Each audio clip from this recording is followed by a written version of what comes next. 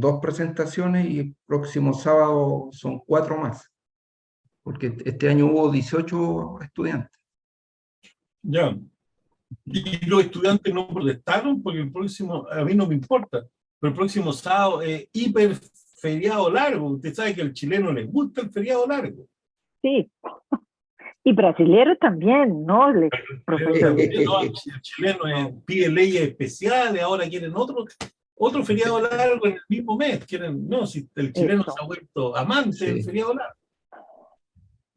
Lo que pasa es que si no lo hacemos el próximo sábado, ya después se nos viene todo el fin de año y ya se complica muchísimo. No, entonces ya. Se complica muchísimo. No, perfecto.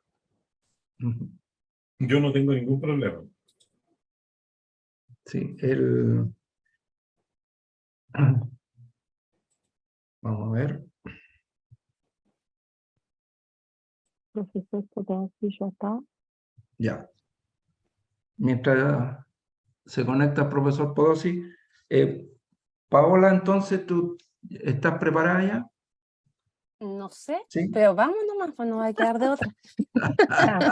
Es que después de estos 2 temas, como que uno se queda pensando en varias cosas. Pero tú me dices nomás cuando... Pero si el tema suyo es maravilloso. Sí, ¿Ah? o sea, Sí. viene desde mi transitar como profesora, entonces no me podía quedar ajena a no tratar de llevarlo a la biología del conocer. Claro. Y más Claro. por todo lo que te comentaba de el amor y odio que me generó también el ir realizando todo este trabajo como tal. Que de eso se trata, de eso se De eso se trata. trata, de cuestionarse también un poco. Sí, Todos oye, prendan su cámara todos, incluyendo, a ver cuántos están de vuelta acá. Vamos a agarrar a todos los flojos, que todavía están sirviéndose un café. Pasando por el doctor Pozzi, flojo. Empezando por ahí. Yo en cambio no, yo estoy aquí. sí, ya ahí se está conectando. Asistiendo, el profesor Letelier está ahora asistiendo las performances. Sí. Está haciendo hoy. Bueno, nos quedan dos presentaciones. Viene Paola ahora y ella va a trabajar el tema de el aprendizaje en la ambientación al medio acuático, ¿sí? Como profesora ella de esa área. Ya. Ya, Paola. Ya, a ver, vamos a ir por acá. Buenos días a todos y a todas. Hoy día yo voy a, como estaba mencionando antes de iniciar con esta presentación, hablar sobre un tema que me hace mucho sentido respecto como a mi profesión laboral actual, que es el ser profesora de natación, pero también desde una profesión que es ser profesora de educación física, y con la cual también he tenido mucho dulce y agraz realizando este trabajo. Y aquí vamos a ir transitando en por qué va este dulce y agraz respecto como a lo habitual que se tiene sobre este tema. Mencionarles que la ambientación al medio acuático es una de las fases más iniciales respecto al transitar en el agua, respecto al enseñar a nadar, y que busca principalmente que las personas vayan perdiendo el miedo al medio acuático y que también se vayan generando algunas acciones de cuidado para su transitar, y también informalizando después en un nadar deportivamente. Respecto a los objetivos que planteé para esta presentación, había un objetivo general que era visualizar alguna propuesta a partir de algunos conceptos, abordar la biología del conocer, pero identificando en una primera parte lo convencional, lo clásico, para ir desde ahí transitando a una explicación sobre el aprendizaje y de acuerdo a la biología del conocer, y finalizar con algunos lineamientos educativos que me parecieron pertinentes en función de lo que se hace a lo que se podría hacer.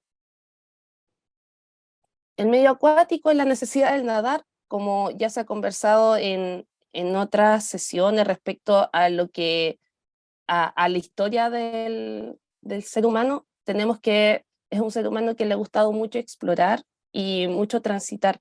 Y ese transitar también tuvo en recorrer espacios donde existía agua y también dentro de lo trófico, pensando que tenía una necesidad de alimentarse también de esos espacios y también como, bueno, ahí los profesores también pueden hablar con más propiedad sobre aquello.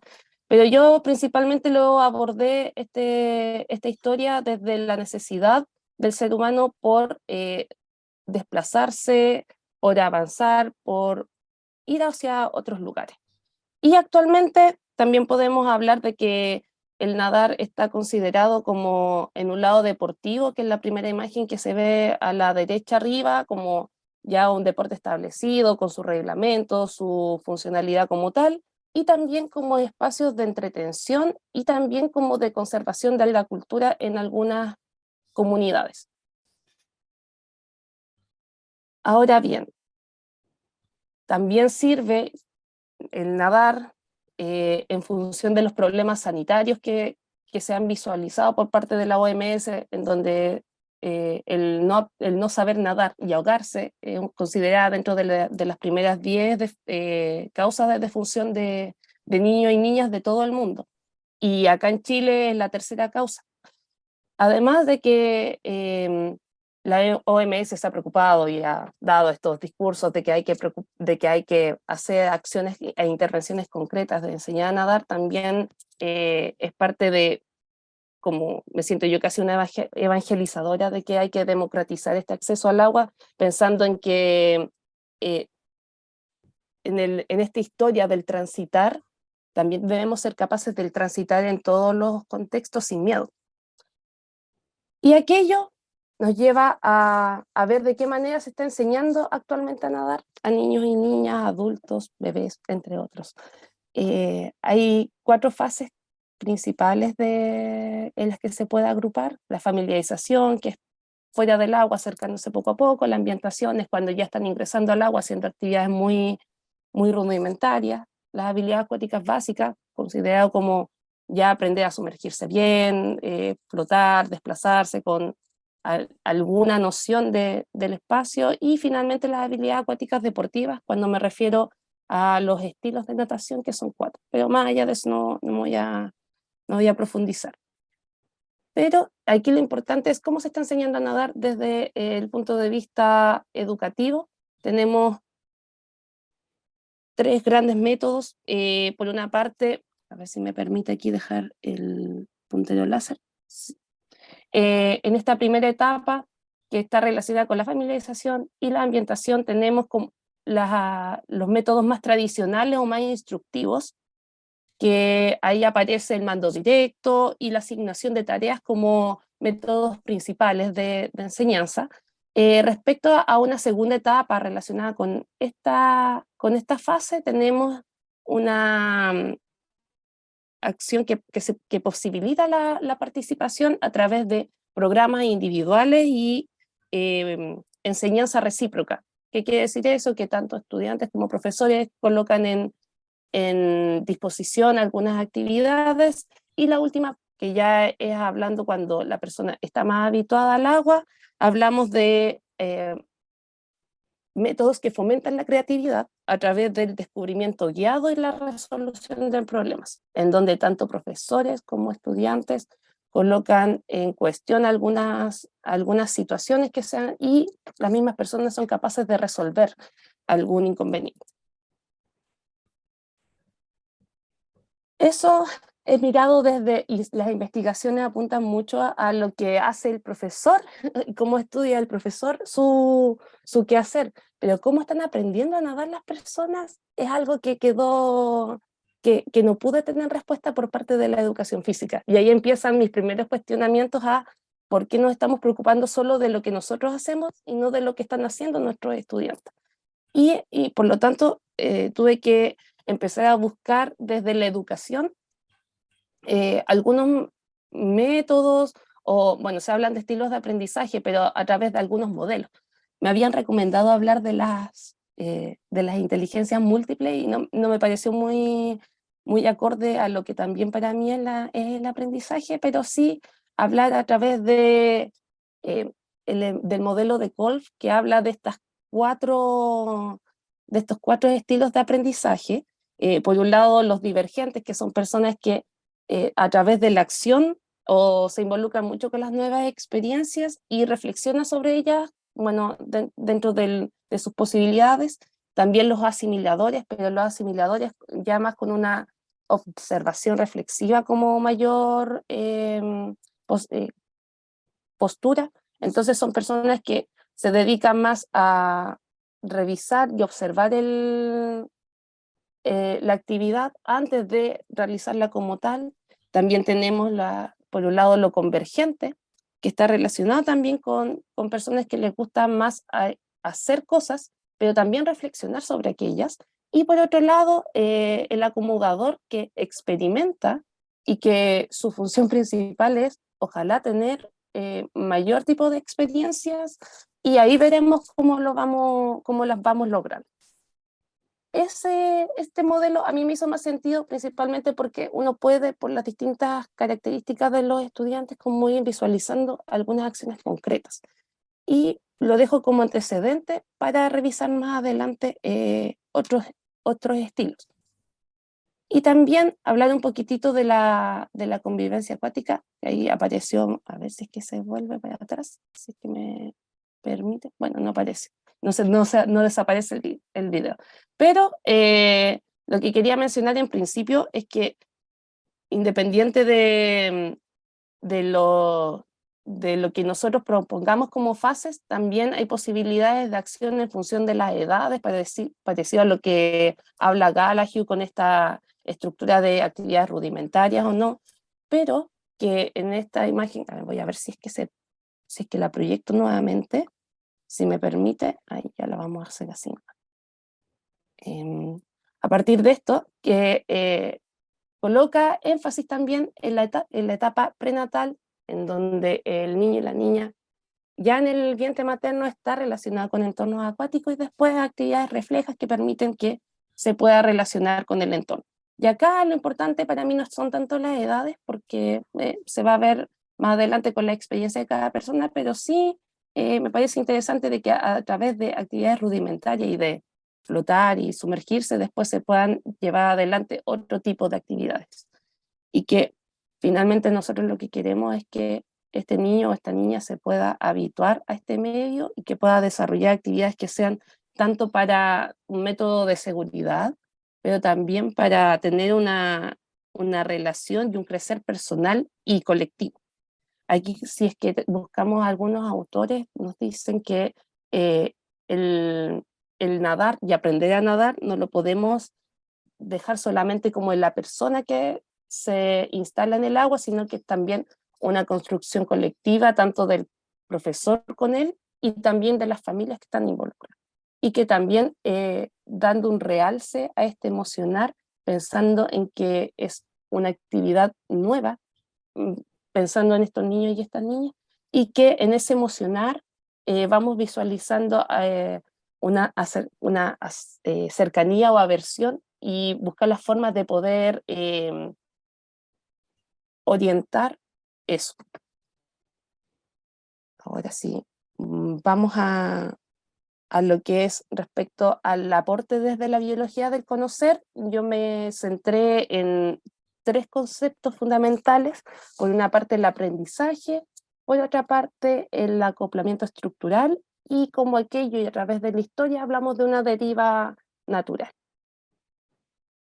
Respecto del aprendizaje, tenemos que el aprendizaje es un cambio conductual que se produce a través de las experiencias de la persona, y que estas experiencias se inician a través de estas acciones, pero también acciones que son gatilladas por emociones. Entonces la emoción como una disposición al hacer, y lo que nos mencionaba el profesor Letelier en las clases, que cada ser es una emoción, y que la flecha iba y volvía, porque en el fondo no podemos desapegarnos de esa condición. También el aprendizaje tenemos que comprenderlo desde la biología del conocer, que desde la instrucción la persona no aprende. podría aprender, pero buscamos más la relación y este acercamiento más respetuoso al ambiente. Entonces ahí también el método, se habla de que el método conductista pierde sentido, porque el aprendizaje no es instructivo. La escucha y reflexión como parte del aprendizaje, y esto lo integré después de la conversación que surgió el otro día también con Giselle y con Gloria, sobre lo importante que es escuchar al otro para poder relacionarnos. Y este relacionarnos no tan solo en el conversar, sino que dan esta escucha por parte de los niños, de las niñas, de lo que ellos expresan hacia los profesores, pensando en que nosotros ya, claro, llevamos una clase estructurada, muy organizada, pero que muchas veces no resulta porque existen muchas emociones o estas disposiciones emocionales de mucho miedo y que tenemos que saber afrontar u orientar de alguna manera. Y principalmente esta distinción que es bien importante en el aprendizaje, de lo que ocurre a nivel fisiológico y conductual en función de la interacción con el medio y cómo ocurre también una transformación estructural, pero una transformación estructural que no depende de uno o de otro, que no depende del medio o de la persona, sino que depende de cómo esta transformación va de ambos lados y va generando un aprendizaje a largo plazo. El segundo término que quise abordar fue el acoplamiento estructural como para la ambientación acuática, y ahí esa cita a mí me hace mucho sentido, en donde todo sistema determinado por su estructura existe en un medio, es decir, surge en un medio a ser distinguido o traído de la mano por la operación de distinción del observador. Y para reforzar un poco esta idea que está ahí explícita, es que el medio también, y que me costó entenderlo en su minuto, fue que este acoplamiento estructural no era tan solo con un medio, sino que este medio también podía ser de otra persona. Entonces, en esta fase de codeterminación y cotransformación, en una historia específica va a generar también un tipo de acoplamiento de distintas maneras en este medio, o que yo lo llevaba como en una piscina. ¿Y qué tipo de acoplamiento podríamos o pude visualizar yo? Por una parte, de la profesora con el medio, considerando las condiciones básicas de este espacio, cómo es la calidad del agua, si se ve el fondo o no, cómo poder adecuar aquello, cómo poder adecuar si es que me toca hacer clases solamente en la parte baja o solamente en la zona profunda. Si tengo niños que son iniciales, mejor llevarlos a aquel lugar.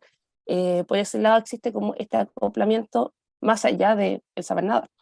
Por otro lado está el acoplamiento entre el profesora y sus estudiantes en función de cómo van construyendo el aprendizaje comunitariamente.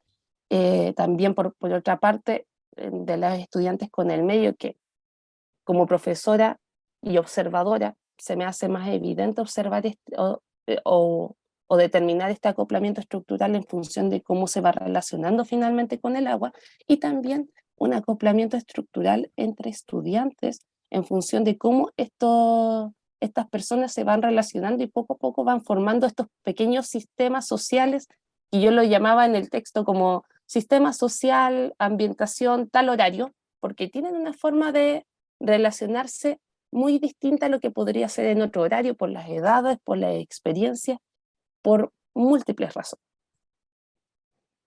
¿Y por qué hablé del acoplamiento estructural? Porque dentro de lo que teníamos, o dentro de las sesiones que tuvimos con el profesor Podosis, él nos hacía claro que el acoplamiento estructural y la historia eran condicionantes de lo que es la deriva natural. Y aquí la deriva natural lo quiero llevar en una primera parte al que el ser vivo se inicia como en un vivir con una estructura inicial, pero que no va a determinar lo que va a ocurrir, pero sí especifica un campo de muchas posibilidades, y que, claro, como ya les mencioné al principio, que las personas sabían nadar porque sí, esta conservación nosotros la podemos intencionar con diversas experiencias en el medio acuático, que no especifica si es que la persona se va a sentir a gusto o no, pero sí ya no va a ser como un conocer desde cero, porque ya desde el vientre materno viene con esta cercanía con el medio acuático.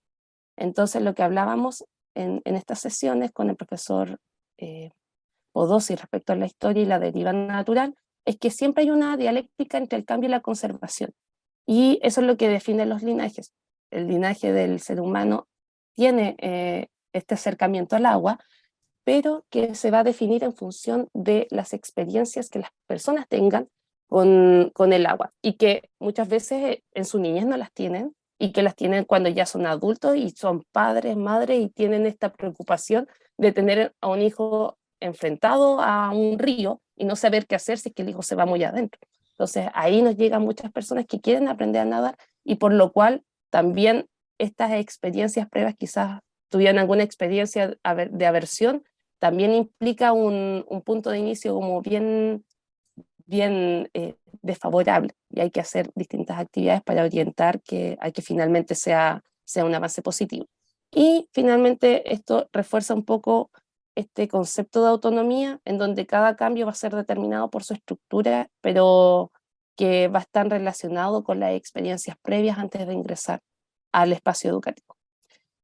De este relato, a mí me surgieron como muchas dudas y muchas penas respecto a esta parte muy tan instructiva, respecto al acercamiento al medio acuático, y por lo mismo dejo solamente algunos lineamientos que pudiesen servir para tener un aprendizaje un poco más consensuado y un poco pensando en lo comunitario.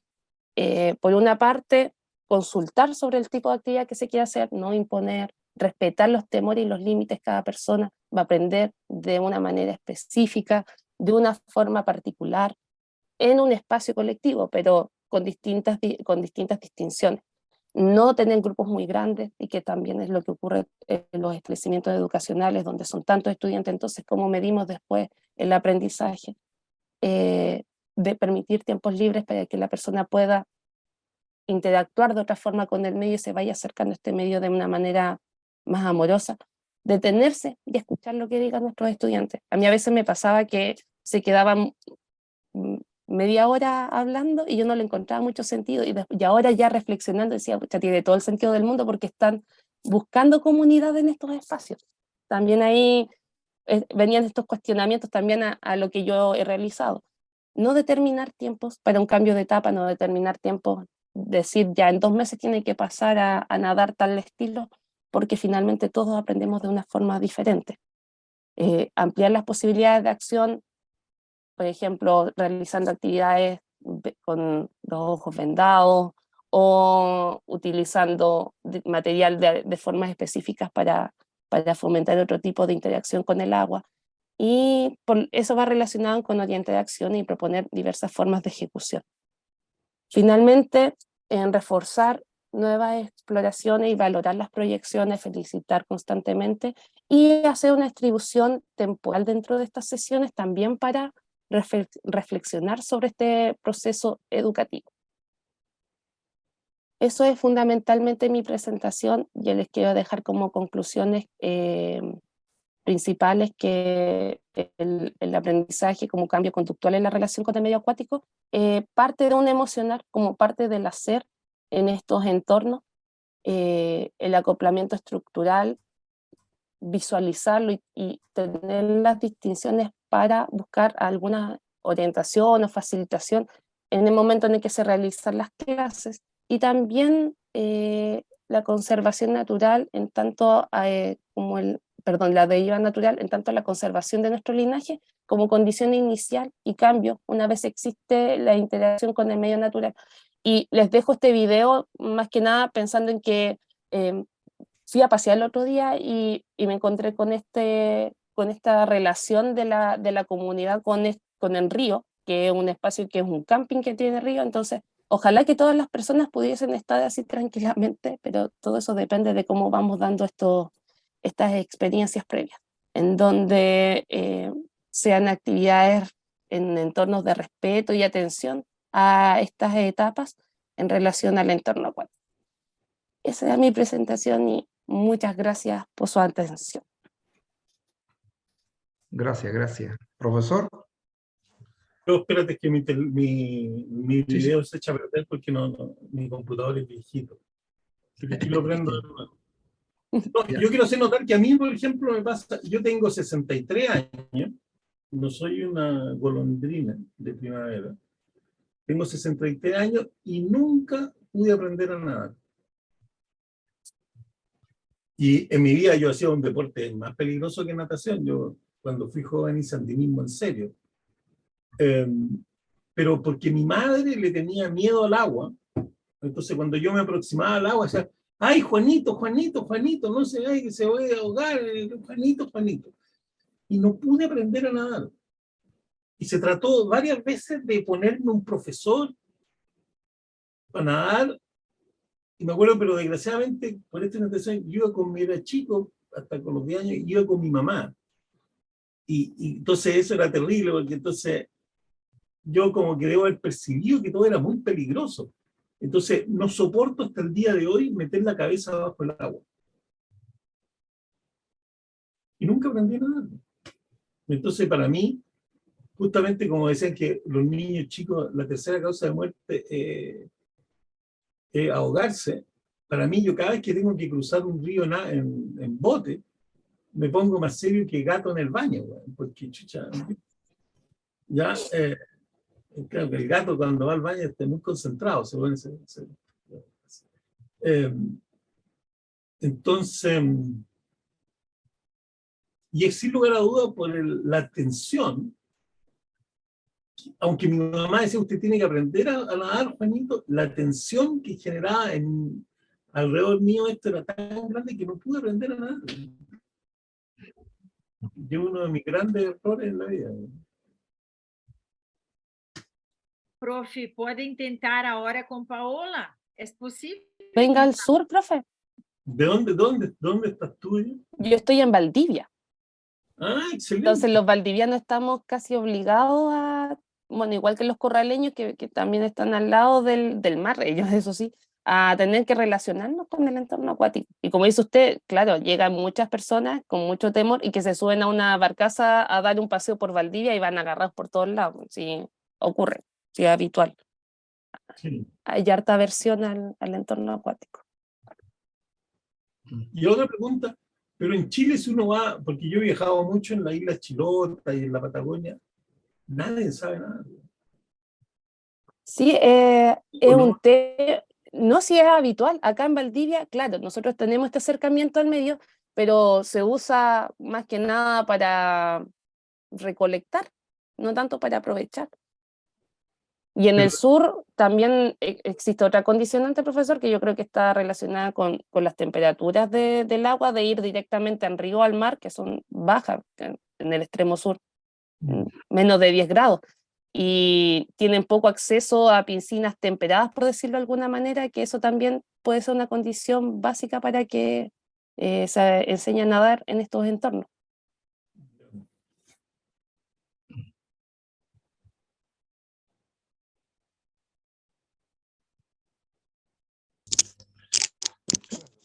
Pero el aprendizaje es siempre igual, ¿no? Da lo mismo si uno aprende a nadar o otra cosa, ¿no? Consiste en que los estudiantes aprenden.